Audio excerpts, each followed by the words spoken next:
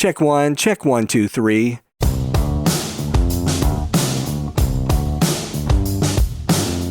Hey everybody, it's Michael Helms, also known as Michael the Sound Guy, and this is the Location Sound Podcast.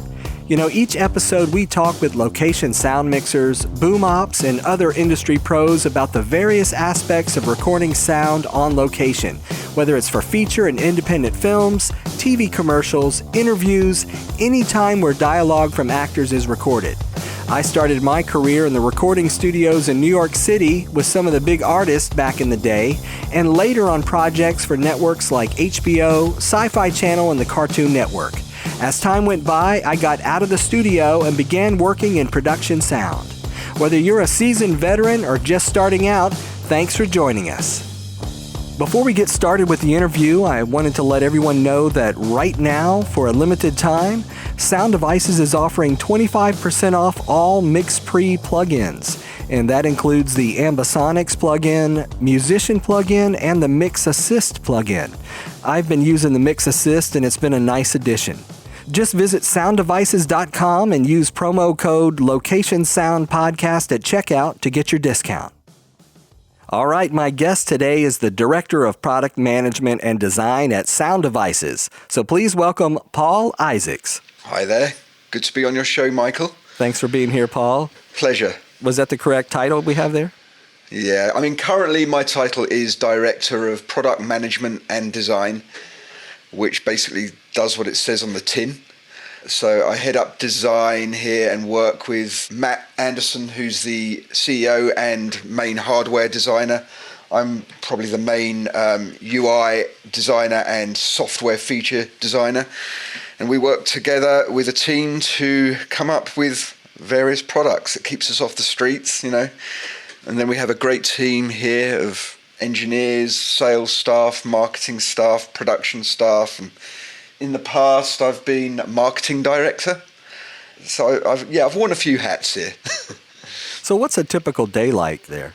A typical day, that doesn't really exist, to be quite honest. Not for me. I'm involved in many different things, from conceptualizing and researching new products to helping marketing spread message on existing products, to working with engineering, and I also happen to manage the QA department here. And I also work with sales. I sometimes go support sales staff on their trips if they need me to help represent and provide some sort of technical presentation on our products.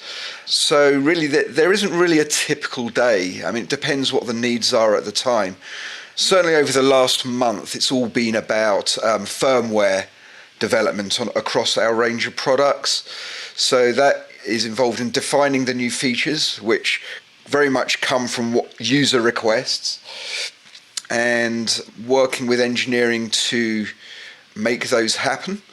And then when engineering have spent all those hours coding up the various features, and that goes to QA, where I help manage QA to test these features in thorough detail. You know, we spend thousands of hours debugging firmware and testing firmware, but, you know, especially on these products now, which are becoming more and more feature rich and complex in nature. They're very cutting edge. So these products have many, many features, and there are literally millions of variables. So QA has the task to try and weed out all these bugs, and we have automated systems to help us with that, but also we have to do a lot of real-world testing here. So we've been doing a lot of that over the last month, and then I do things like podcasts and chat to good folk like yourself, and which is nice because it sort of gets me away from staring at a computer, although I'm still staring at a computer now, but I'm staring at a computer in a different way.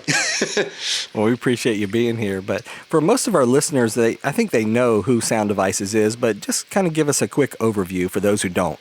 Okay, so Sound Devices came about over 20 years ago. I think it's about 21 years ago or so. And it was started off by two guys, John Tools and Matt Anderson. And they actually have a background at Shure. a company we all know well. And Matt was one of the engineers there. And basically those guys left and came to sunny Wisconsin. It's not actually that far from Illinois, Chicago, where Shure is based. They had some ideas for some new, like, simple audio interface boxes and mixers, which they wanted to sort of make and build and produce themselves. And that's how Sound Devices started. Very small, just a couple of guys. The name Sound Devices, they were really struggling for a name to call themselves. Everyone has this great idea of starting a business, and then you realise you're just about to go, and then, oh, we don't have a name. What we're going to call ourselves? And they were struggling for a name for ages, but nothing seemed quite right. And then one day they were having a meeting, and there was a shelf in the corner of the room. They were chatting, and they looked up to the shelf, and there's this like old cardboard box, scrap cardboard box on the shelf labelled Sound Devices. And they go, yeah, there it is, there's the name. And it's stuck, and here we are today. So from that moment, a lot of great products came out. We had the MM1, the MP1, the classic 442 4-channel mixer, the 302 mixer. All these were analog mixers and made for basically location field sound mixers who were recording for video production and film production. And the broadcast industries. So, they gradually evolved the products, and, what sort of set the products apart from anything else that was on the market was that they were amazingly, really ruggedly built, solid metal chassis, which you could drop, you could run over, they would just survive any situation in the field. And they were also very well known for great sounding mic preamps, and I think that's where the success of Sound Devices gradually built from. It was a very slow process. At first, no one had ever heard of Sound Devices. So, obviously it's very difficult to get recognition from anyone, but they had a few breaks. People were willing to try out, their products, and word of mouth spread, and that led to more great products. Like I said, the 442, which became an industry standard 4-channel mixer, still used today even. That led to the 552, obviously many years later. And there was a few products which we sidetracked into as well, like the USB Pre, which was really the first foray into USB audio interfacing. In fact, it was, I believe, the first USB audio interface on the market. Interestingly, and it's sort of, since then, obviously, there's thousands of these on the market. But even so, even today, the USB Pre 2 is very well loved. So a few years after that, we got into recording with our first foray. There was the 7 series, started off with the 744 and the 702 and the 722, which was a massive step forward in terms of development for Sound Devices to go from analog to fundamentally digital hardware. Well, a mixture of digital and analog hardware is a massive step for any company. It requires a whole different code set. Analog is pretty straightforward, just solder a few components onto a PCB, a few capacitors, a few resistors, a few transistors, and you're there. But, with obviously digital, you're starting to get into DSP and FPGA, and a whole range of new skills are required. So that was a big, a huge investment for Sound Devices to get into that, and a many-year long project to bring that to market. And it was a challenging time, but they did it, and the 7 series, as you know, proved to be a huge success, and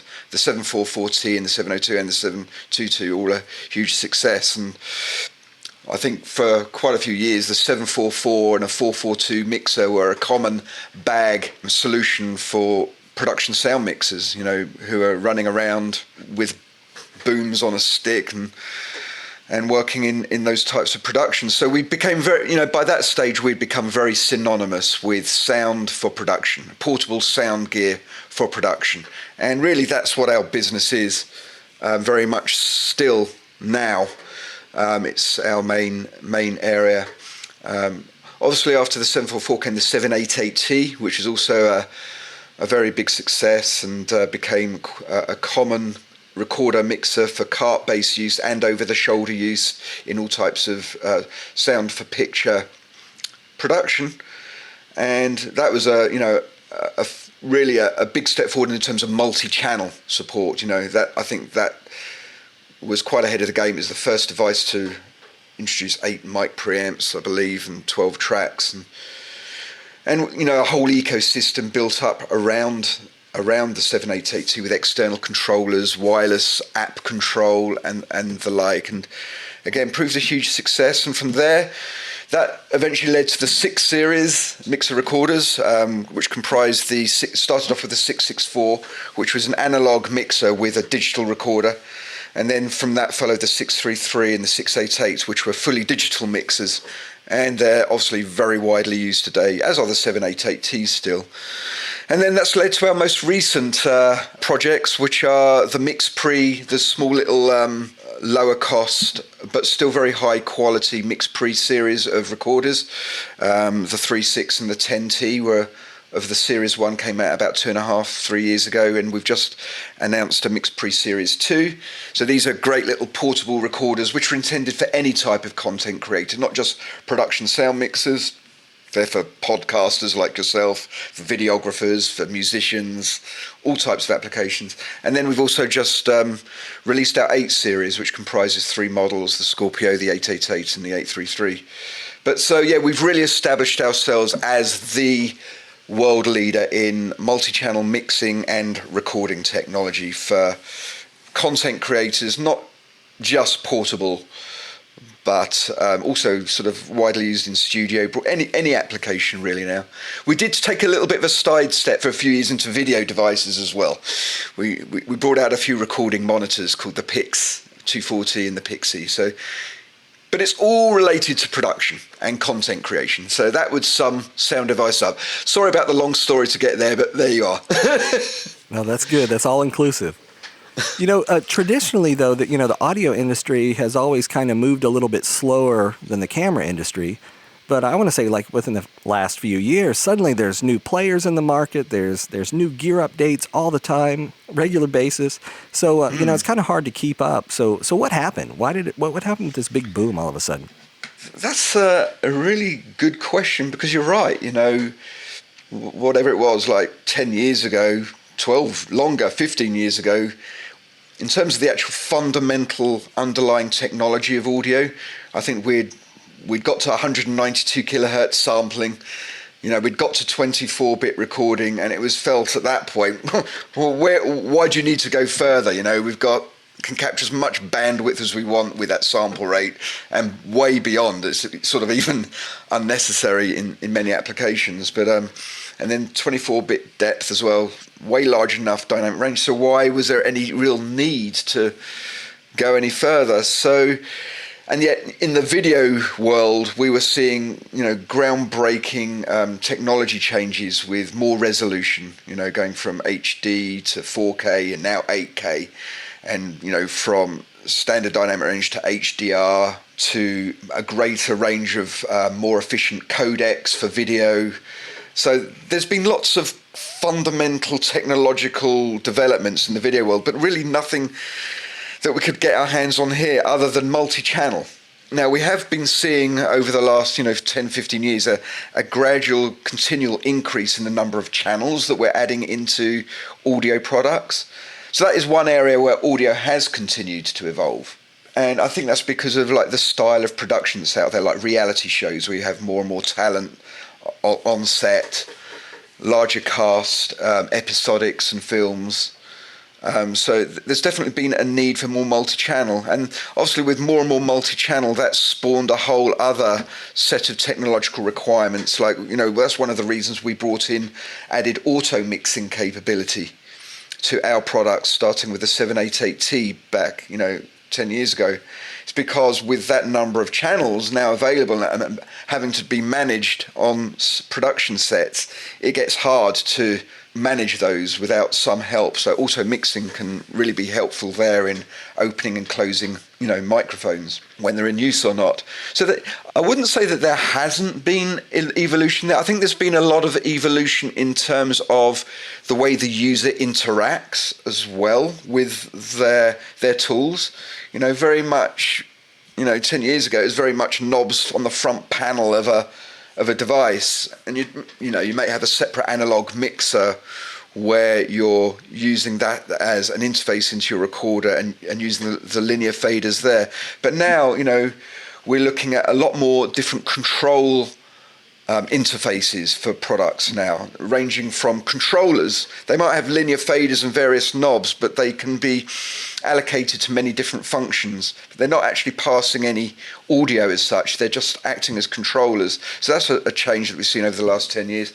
And also now with obviously the whole, tablet and smartphone world we live in, people, definitely wanting to control from those devices wirelessly, and that frees them up to be able to move around. And that's, you see that all the time, especially in live sound, where you can, when you're setting up the mix for a live event, you can actually move around the event and adjust your mix as you're moving around. You don't have to be stuck at the front of house console to do that. So, these technologies, it's all about accessibility, ease of use, and helping the audio engineer do their jobs and help them be more creative. So there's been a lot of work there as well. All right. Now, as director of product design, how do you decide what products to develop? Wow. The success of Sound Devices in developing and choosing the right products to develop really comes down to our user base. Fortunately, over many years, we've gathered a really fantastic user base and who've been very forthcoming with ideas for features and the way they want to work in the field. So I think that's the number one thing. We learn a huge amount just by talking to our customers at trade shows, when we go and visit Hollywood, and on our travels around the world with our sales department and stuff like that. Obviously, we learn a lot from social media as well now. I mean, the amount of information that's coming in via social media can almost be overwhelming these days. It's really very hard to keep up. So number one, it's feedback from the industry, and we listen to that and we think, well, where are the struggles? What struggles are we hearing? What can we do that's going to make that easier and allow that production sound mixer to be able to do his job more creatively and more reliably? So that would be the number one. Now, obviously, we all have our own ideas as well, and we do have a design committee here. And we all get together once a week and we bang our ideas together and arm wrestle. And over a period of time, we come up with ideas. And sometimes we change. We start to look into developing those and spend some time looking at those. Sometimes they stick. We throw these ideas against the wall. And sometimes they stick, sometimes they don't. It depends. A lot of things can cause those ideas not to stick. There's 1,000,001 possible causes of a product never making it to market. But we've even been a year into a project and thrown a lot of money at that project only to scrap it. So there's many products the users probably don't realise that we were very close to producing, but never actually came out. Maybe one day in our memoirs we'll talk about those in public. But because bringing a product to market, it's all very well having the idea. That's the super easy bit, and it's very easy to do over a pint of beer down the local pub, and sketch out ideas on a bit of bog paper, toilet paper that is to you, but to get from there to actually a product that's releasable is many years of work, hundreds of thousands of dollars, and a huge amount of time. And sometimes we have to be draconian and say, even though we've spent a lot of time and money, we have to say, no, this is not going to fly. It might be competitive reasons, or it may be just that we haven't been able to make the technology work exactly the way we want to make it to work. So, but we all bring different things. There's a lot of musicians in this company as well. We're all creatives. So we're all very creative people here. And many of us on the side do a bit of production sound. I'm personally a musician. That's my number one creative outlet. That's where I get my joy. So I record, I compose, I have a studio at home. I use our gear for recording, mobile, out in the field as well for sound effects and stuff. I play in bands.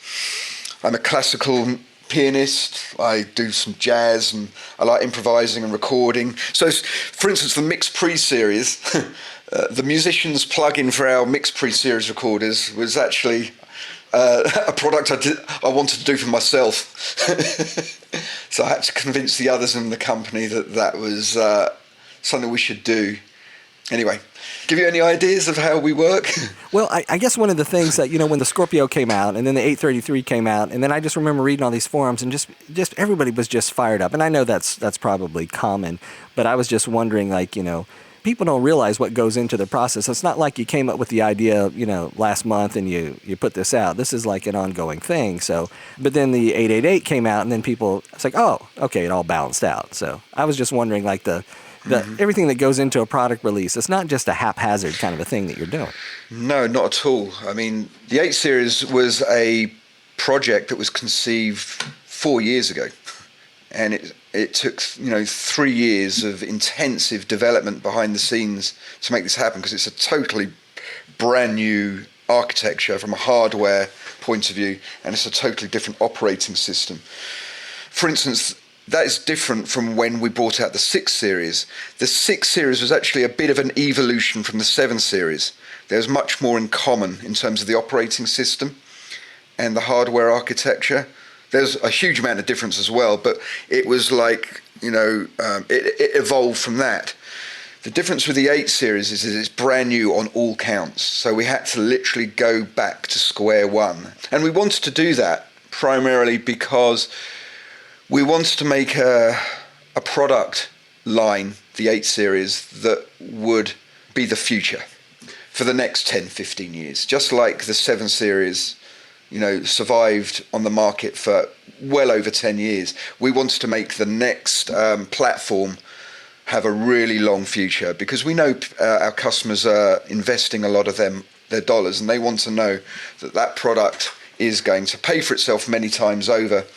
So we had to sort of crystal ball gaze a little bit, really, because if you're planning for like 10, 15, even 20 years into the future, you have to think of all the possible things that might want to be done in the future, even though they might not be technically or production workflow feasible at that moment in time because of other things going on in the industry. But you have to project far enough to think, well, it does seem that one day we're going to want to be able to do that. One day we're going to want to be able to do that. And so we, developed the 8 Series with that in mind, by crystal ball gazing and making really researching this in a lot of detail. And at that point, when we sort of had a pretty good idea of where we wanted to go, we realized that, well, if we want to do this, we're going to have to make sure that the operating system is very streamlined, efficient, and that the hardware capability is there inside this box. Even though we may not turn it on for many years down the line, until it's something that the industry needs, we need to put that in place up front, because once the product's out there, you can't do that. You don't have the opportunity to do that. So there's not a single line of code which we've taken from the 6 Series or 7 Series, even though there may, when you look at the products, that you think, oh, that's very similar. It's all rewritten from scratch. And, we've had a few people say, oh, why isn't that feature in the 8 Series? It was in my 633. Why isn't that there? I mean, why did you not just turn that? And it's because there's fundamental reasons that we actually have to rewrite it. So what we did is we released the Scorpio, and we had this new feature set, which was leaps and bounds ahead of anything in the 6 Series or 7 Series. And we pushed that out there. And then, in, I think it was September, it was the 833. And, we'd been working on the 833 and the 888, obviously all at the same time, because the whole 8 Series was conceived as a family. When we came out with the 833, yeah, there were a few people who said, oh, we want more inputs than that, and why did you do that? And the main reason for the 833 was to bring the 633 into the modern age. So it really has the same new architecture that the Scorpio has. It has the same operating system. So this can develop totally in tandem with the Scorpio. We wanted to make it still small like the 633, But we wanted to add a whole bunch of other functionality, and I think you can see that we've got like more mic preamps, we've got an internal hard drive, we've got 2 SD cards. There's a whole bunch of other features and improvements in there. So we released that when it was ready to release. And, we wanted to obviously make the 833 is very much that over-the-shoulder piece, whereas the Scorpio is a cart-based piece. And we always knew that we were going to do an 888, which is more like your 788T sort of replacement, which was like that nice balance between cart and over the shoulder. And, we brought that out about 6 weeks after the 833, and we really were sort of like quite heavily abused. People thought we had some sort of motive to try and make people buy the wrong thing and then what have you, and then bring out something else which they preferred, which they would have rather had. Why didn't you tell us about the 888 when the 833 was on the market? It was because at that time the 888 was still not ready. The 833 was ready, and when a product is ready, we have to release it. We have to release it, otherwise we don't get any dollars coming in, and just like any other business, we have a cash flow issue we have to be concerned about, so that when a product is ready to release, we have to start selling it. The 888 was not ready to go. And we've been in situations where products are close, ready to go, but at the very last minute we discover some issue, real low-level hardware issue, because all of these products have different circuit boards, very complex circuit boards inside, and sometimes things crop up at the last minute. But we've been bitten by this before, where we were just about to release a product and we discovered a really sort of low-level deep hardware issue which basically delayed the project by a year. So for us to announce something before we are fully confident is the sort of thing that can make or break a company. So we hate to do that and make false promises, because we know that actually makes people more upset with us if we announce something and it doesn't appear. We didn't think it was going to cause so much concern, because really the 888 and the 833 are so different, really. Certainly from a price point, the 888 is almost double the price. So it's sort of like we didn't fully understand that. But, we've taken on board what we heard from our customers there. And, where we can, we will give people a heads up on our roadmap where we can. But again, it's like any business, you do have to be aware of the competitive landscape, because if you obviously talk about your ideas, that can affect your business too. So it's a very fine line about balancing all these different elements. Recently we did announce a new bit of hardware. It's an accessory for the 8 series. This is the XL AES.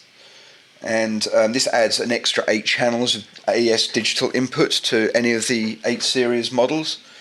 And we felt that was low risk enough to go public with it. Even though it's not shipping yet, it will be very soon. But we felt that was low enough risk that we could take that gamble and announce it. So we did that. And, with some software features we've announced publicly that we will be developing them. We tend to put that information in our FAQs, and people can find out that information and know. But generally, as a company, we really only like to talk about things that are a reality. There are companies out there, mentioning no names, that promise features that never materialize, and people make their purchasing decisions that way. And the worst thing we can do is say, yeah, we're going to do this feature, it doesn't materialize for whatever reason, someone's bought a piece of equipment based on that and it doesn't appear. I think that is very wrong, immoral. So yeah, we choose to really only go public when we know for sure, absolute sure, that it's going to happen. But if there's any risk with that, then we won't go public. I'm not sure if that answered your question. No, I think so, because it does. It kind of helps explain the landscape of what goes into product releases and the development and that whole process. And yeah, I had an opportunity to kind of test drive the 833 for a few weeks, and I really enjoyed the process. I mean, the 2 SD card slots, the internal hard drive, being able to charge your L mount batteries on the back at the same time. The onboard EQ was great. And so it was a good, it was a good ride, and I enjoyed it.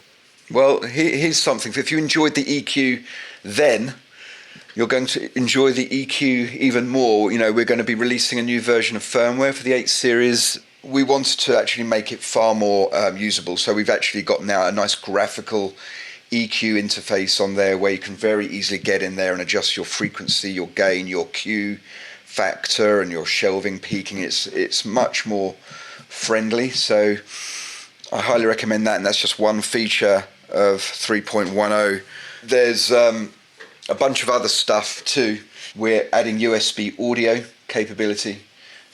When we were IBC earlier this year, we had a bunch of broadcasters say that they really needed to have like a USB interfacing with their computers for their productions and stuff. So we added that, and we're actually experts on the whole USB audio interface thing. Starting back with the USB Pre all those years ago, but now with the Mix Pre series, we are very knowledgeable about USB audio. On the Mix Pre 10, we have 12 in, 4 out capability for any computer. So if you're doing any type of interface work, that's great. 2 in, 2 out it will be on the USB audio interface on the 833, the 888 and the Scorpio, and you'll be able to route any USB signal from the computer to any channel, and you can apply your own gain. You'll be able to send any channel to any USB stream back to the computer, so you'll be able to create mix minuses and all sorts of things. We're seeing a lot more situations where there's these large scale conferences and sometimes there's remote contributors, so to be able to bring them in via USB now into something like a Scorpio or an 888 and have that all auto mixed, because as you know, all the 8 series have both built-in Dugan auto mixing and our own mix assist algorithms.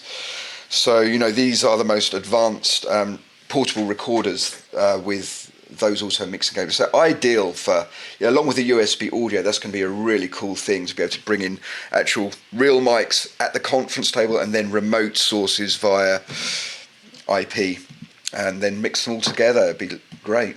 Other features we've got coming, lots of things. There's going to be a lot of sound report improvements. So a lot of these features that we're adding right now are based on just user requests that are coming in thick and fast from all our 8 series users. And although the feature sets were already very comprehensive and way beyond anything we've done before, we're going to continually evolve these products. So we've got improved sound reports. The sound reports are going to look fantastic.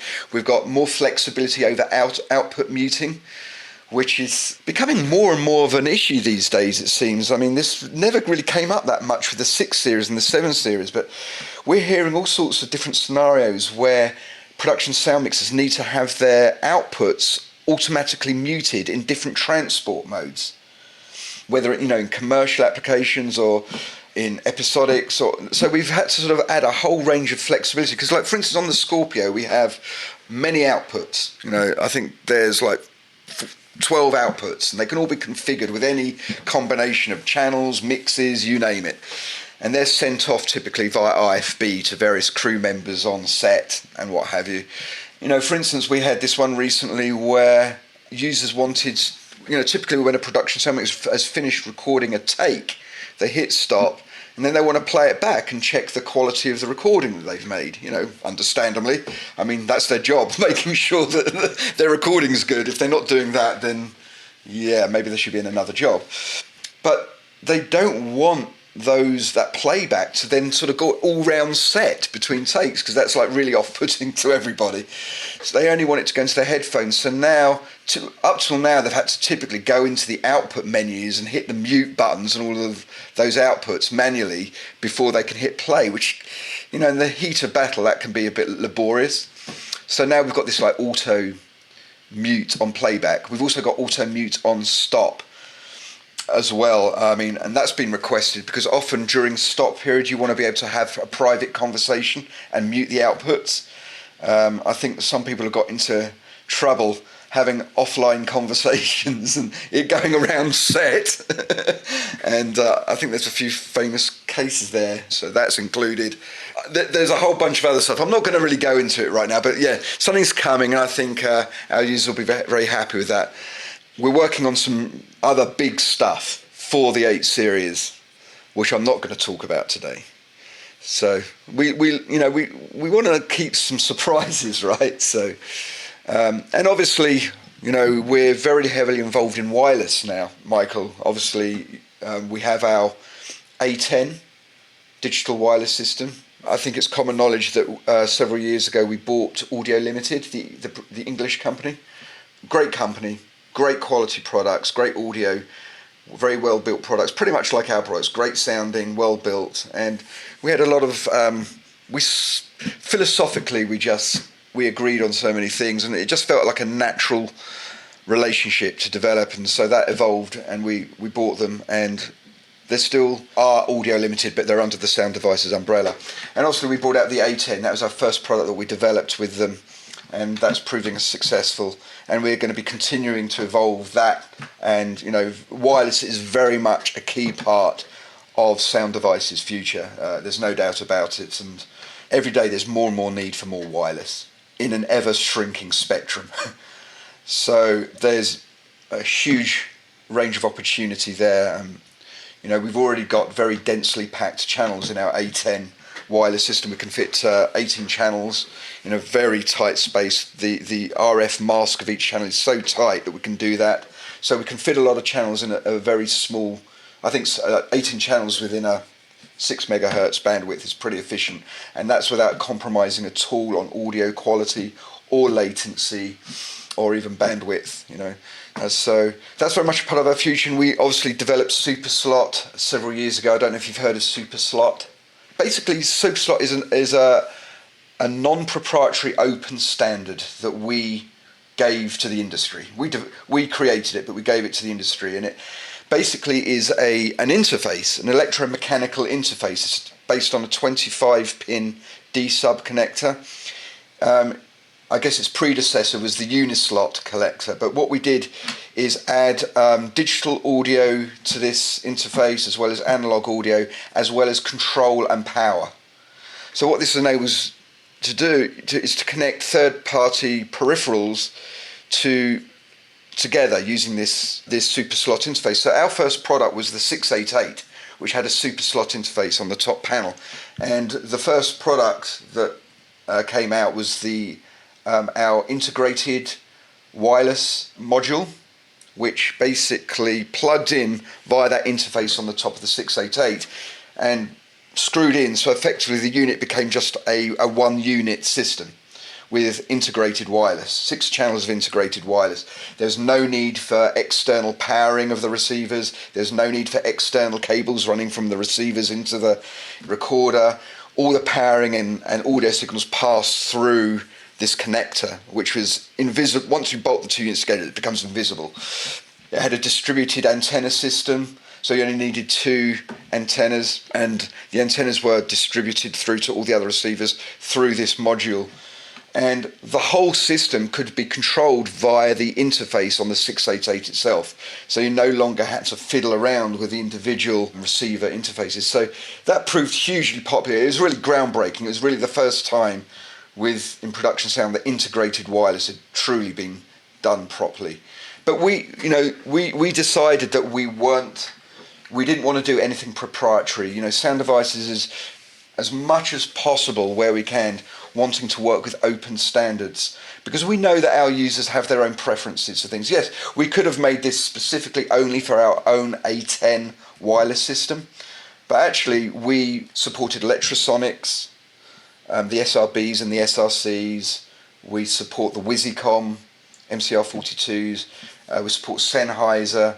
We opened up this SuperSlot spec to all of these key wireless manufacturers and said, if you want to work with us, we'll help you get your receivers compatible with this. And that collaboration was fantastic, and we intend to continue to promote that whole open architecture.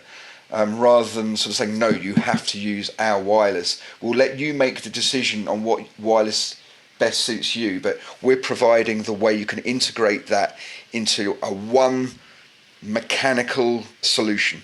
So yeah, SuperSlot will evolve in time, as well. So. All right. Well, I've owned the MixPre 10T for the past couple years, and it works great. Okay. And now comes the new model with the MixPre 2 series. So let's talk a little bit about what's different. Okay. Well, I think the most fundamental difference is we developed hardware to do 32-bit float recording. It's really actually the 32-bit float part of it is just the end result. To make that happen, you actually have to redesign your entire input stage. So yeah, it's new hardware. We're basically the first capture device ever to incorporate 32-bit float support. I think Zoom have followed up a few months after us with their F6. It's a totally different beast. But basically, what does 32-bit float mean? Well, when we first announced this, we had a lot of people come back and said, oh, what's the point of that? 24-bit is more than enough. You've got 142 dBs of dynamic range. There's absolutely no necessity for 32-bit float at all. This is just marketing BS, and I would say for 95% of situations, they're absolutely right. 32-bit float is not required. 24-bit in a controlled environment with good mic preamps and people who know how to gain stage, and when the sound source is reasonably predictable, 24-bit is all you'll ever need. And the vast array of 24-bit recordings out there that we all know and love, from classical recordings to rock recordings, are no longer lo-fi just because 32-bit float has come out. But anyway, the basic concept of 32-bit float is, yes, it gives this theoretical 1500 dB dynamic range as opposed to only 142 dBs dynamic range for 24-bit. And let's just put this in perspective a little bit, what that dynamic range means.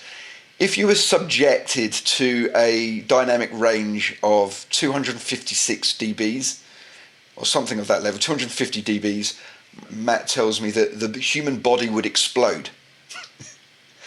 So 1,500 dBs, yeah, maybe it would cause a supernova or something, I don't know. But you don't really need the whole of that 1,500 dBs at really the same time. But what it does allow you to do is capture signals beyond 0 dBFS without clipping.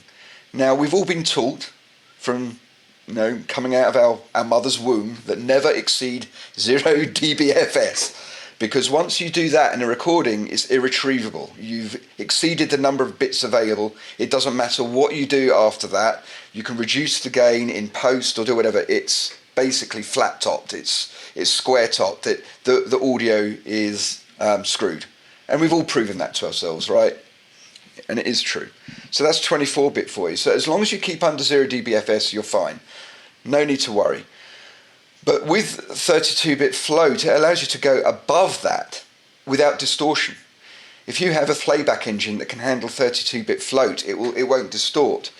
And even if you need to go into a system and play back in a 24-bit system, the nice thing is if you take these recordings that are highly overclipped, go way beyond 0 dBFS into like any DAW, like Pro Tools or Reaper or what have you, and you go in there and then you pull down the gain control.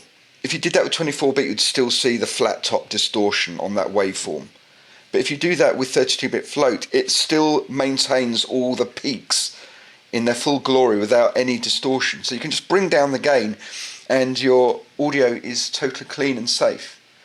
So this becomes really useful with unpredictable sound sources, or for people who really understand little about gain staging. I mean, I like to use the example for like sound effects guys, for instance, who are maybe capturing really wide dynamic range material.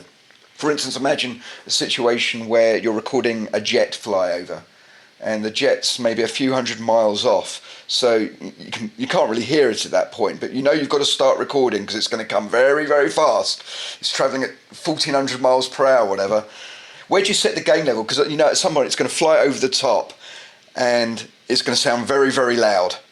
So you don't want to constantly be adjusting your gain control. Where do you set it? And you only get a one chance to capture this thing. You can't tell the pilot to go and do another loop. So in those situations like that, it actually doesn't matter where you set the gain control. You can have it set way too low or way too high. You're not going to clip. And if you set it too low, you're still going to have really low noise recordings. Now, the low noise part of it is actually down to the quality of the mic preamp.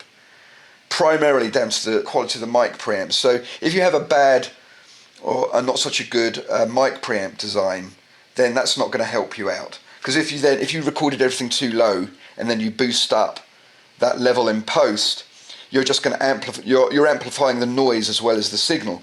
So the idea of having a great mic preamp is you keep the noise floor so low that even if you amplify it by a huge number of dBs, you still can't detect the noise floor.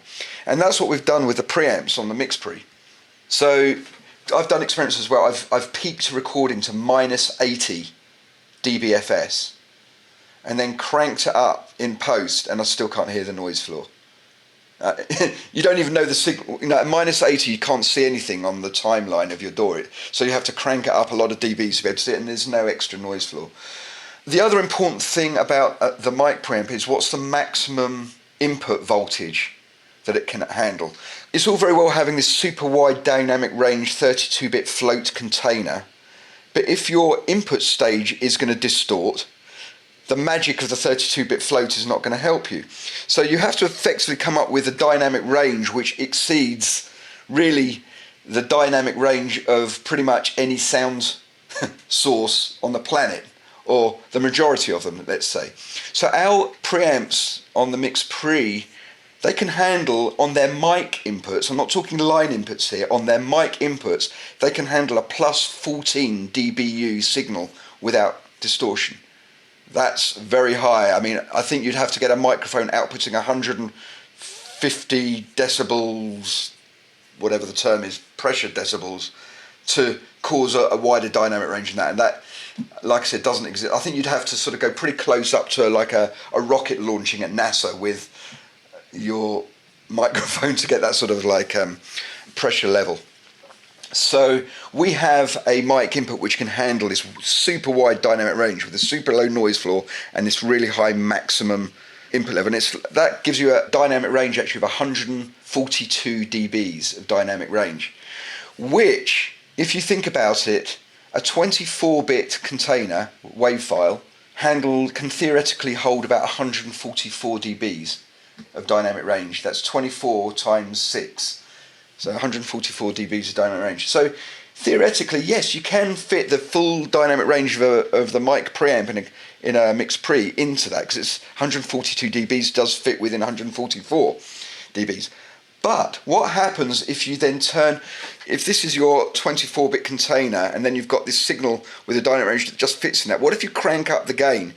Then this signal is going to go above that dynamic range. So you need a bigger container such that this dynamic range of 142 dBs can move up and down within that 1500 dBs that the 32-bit float offers. And that's how we do it. The other big challenge obviously with this is, and everyone probably knows about this now, is you also have to ensure that your analog to digital converters can also handle that dynamic range of 142 dBs. Now there's no a single ADC or analog digital converter on the market which offers that. They just don't exist. The best ones offer around 120 dBs of dynamic range. So the only way you can achieve this extra dynamic range with your ADCs is to do like a multi-stage, multiple ADCs, like stacked together, where they handle different parts of the dynamic range. And then you have to seamlessly stitch them together so that you can't hear the transition between the two. And that's the real challenging part. Dual ADCs have been around for actually many years. It's not anything new. Neumann did it years ago.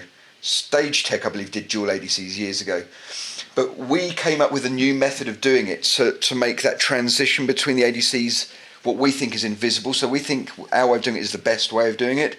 So we actually released a patent for that on multi-stage ADCs. And you can go and read that if you're bored one day. It's very mathematical. I wouldn't recommend it unless you like that, unless you can't sleep. It's the combination of the great wide dynamic range mic pre, the wide dynamic range stacked ADCs, and the 32-bit float container, which gives this magical thing. And now people are starting to wake up to how fantastic this is for capture. You know, it really, I know people out there now who are just going out not even worrying about their trim control anymore. They're just not worrying about it. We have had the question from a few people saying, oh, it's going to put us out of a job. We don't have any areas of expertise anymore. And that is just so untrue. There's so much more to being a sound mixer than just setting your gains so that they don't clip. Number one, you are still a mixer. You are still getting the balance between all the contributors to that mix. And so you still got to get that right. If you're delivering a mix, you've got to get that right. And you've got to be able to, you know, close and open microphones. But there's so much more to being a production sound mixer. You know, there's all the politics of being on set. There's customer service. There's handling the whole aspects of the workflow, like time code and metadata. And it's just that interaction with other production crew members is a real big, crucial part of it. And what about the choice and placement of microphones? That's probably the number one thing that's going to affect your sound quality in anything that a sound engineer does. So really, the twiddling of the knobs, this is really there to get you out of a situation where these sound sources are unpredictable. Okay. What are some other features with the new 2 series? Well, they all have USB Thumbdrive support now. The 3 and the 6 originally didn't have that, so now you can have a copy automatically copied to a USB thumb drive in the background. We've just added also USB hub support on the Mix Pre, so now you can plug any old USB multi-way USB hub into your USB-A port. It can be a powered hub or a non-powered hub, and then you can connect a USB thumb drive for auto backup. You can connect at the same time a USB keyboard for typing in metadata, and at the same time connect like an external controller, MIDI controller, which we support now. So if you want to use linear faders, you can do that. We support Korg and Novation controllers. So it's actually, the Mix Pre has become a really great hub for the whole ecosystem, and this USB hub allows you to connect multiple things at once now. We added custom limiters on the Mix Pre 2s. That this required new hardware. You know, initially when we pushed out the Mix Pre series, we optimized our limiters really for dialog only. But since the product came out, we had a lot of people saying, well, I want to use it for music, I want to use it for sound effects, I want the ability to control thresholds and do this and that other. So, you know, the Mix Pre 2 contains the hardware to allow us to add that custom limiters, so you can go in there and set thresholds, attack, release, various things. We also added 192 kilohertz sample rate support to the 3. So there's a number of firm hardware additions to the Mix Pre 2 series, but the key one was the 32-bit float. We just released version 501 firmware as well, which is actually for the entire Mix Pre series, not just for the Mix Pre Series 2, the Mix Pre Series 1, so you'll benefit as well from this, Michael, for your 10T. You'll be able to, we've now got Mix Assist available as a plugin, because as you know, the Mix Pre's do have a plugin architecture, where you can go to our online store and download various plugins. This is our third plugin. We had the Musicians plugin, which provides overdubbing capability. Then we had the Ambisonics plugin for recording surround, and now this Mix Assist plugin for auto mixing applications like conferences and podcasts and things like that. So we added that, and that can be purchased on our, as I say, on our website.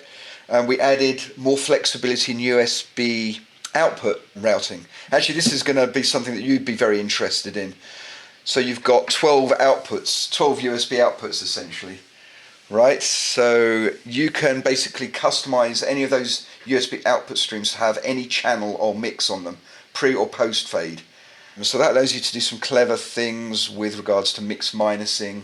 The primary application is podcasting. We've added more sound report flexibility to all the models now, and a bunch of other stuff. All right. Yeah, I actually downloaded the Mix Assist plugin, and I actually was using it today. I had 3 wireless mics going, and it seemed to work pretty well. I wasn't, I didn't hear any noticeable shifting and muting of the mics. But so how does the auto mix, the Dugan auto mix and the mix assist, how are they different? Well, Dugan has obviously been around a lot longer. His generally, I mean, they both do a similar job. I mean, you can choose one or the other depending on your own personal preference. Dugan essentially uses this technique which is like gain sharing, where it looks at all of the channels that are open, and then depending on which are the most dominant signals, attenuates the others by X number of dB.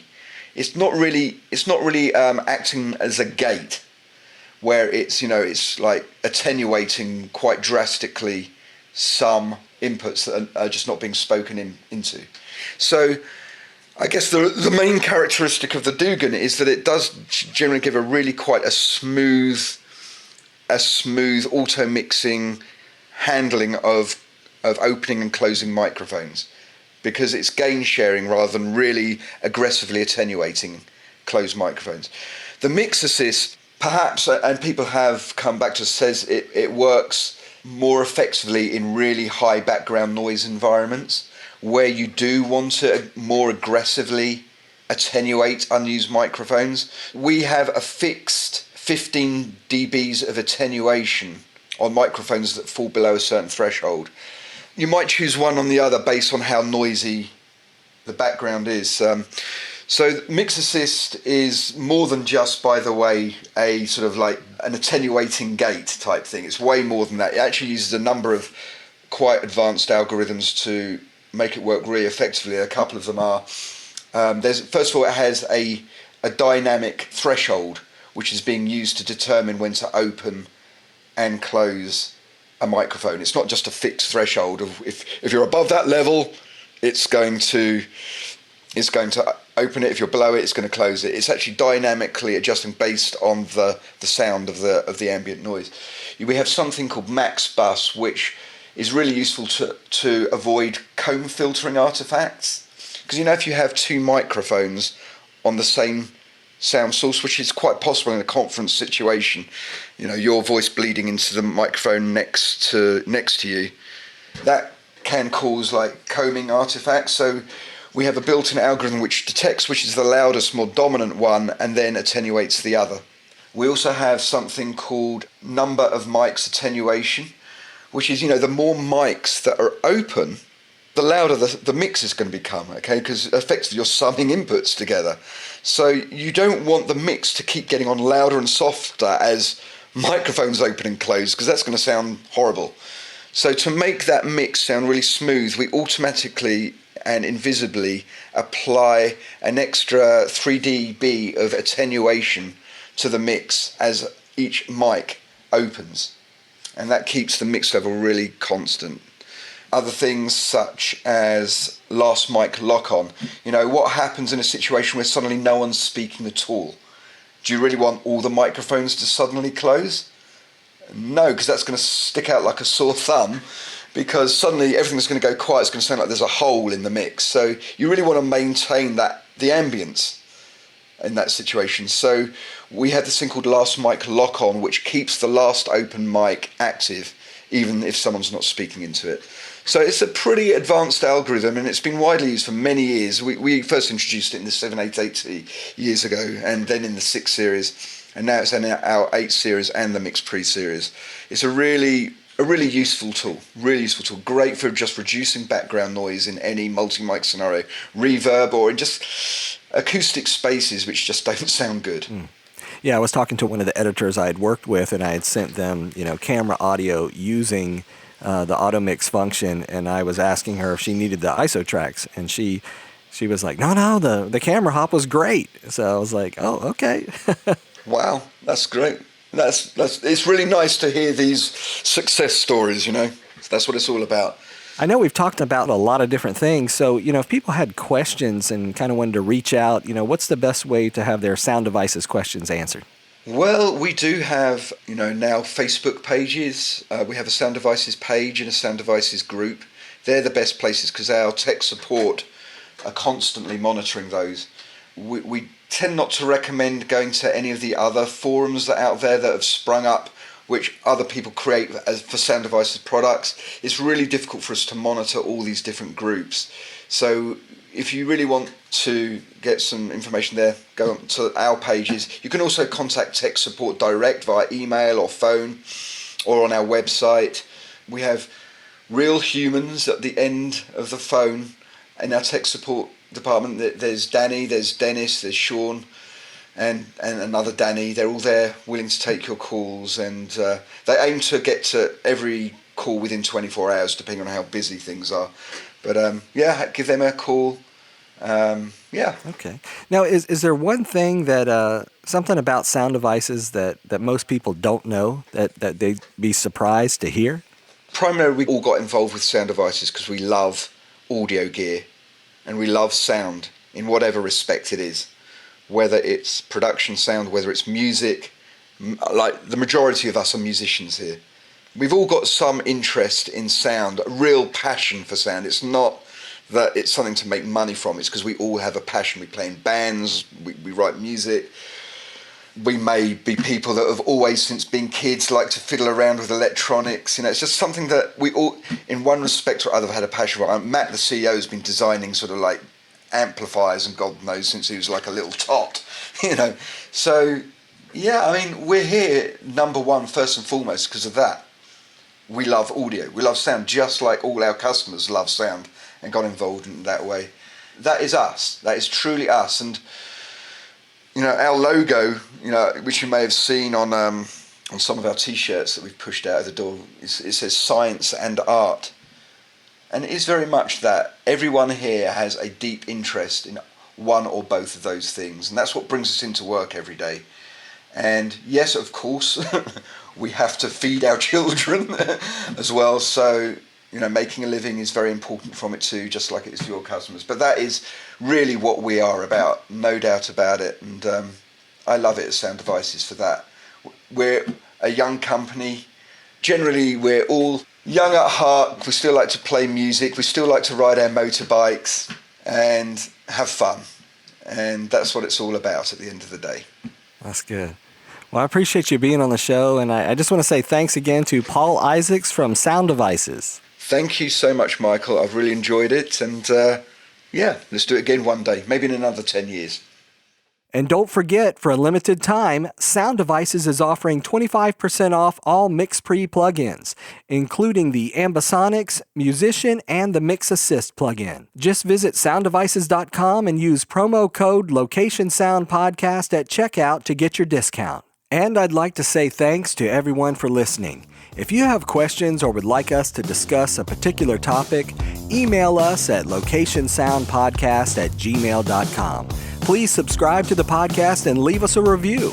We're available on Apple Podcasts, Google Podcasts, Spotify, Pandora, iHeartRadio, Stitcher, and on your favorite podcast app. Until next time, remember, sound is half the picture.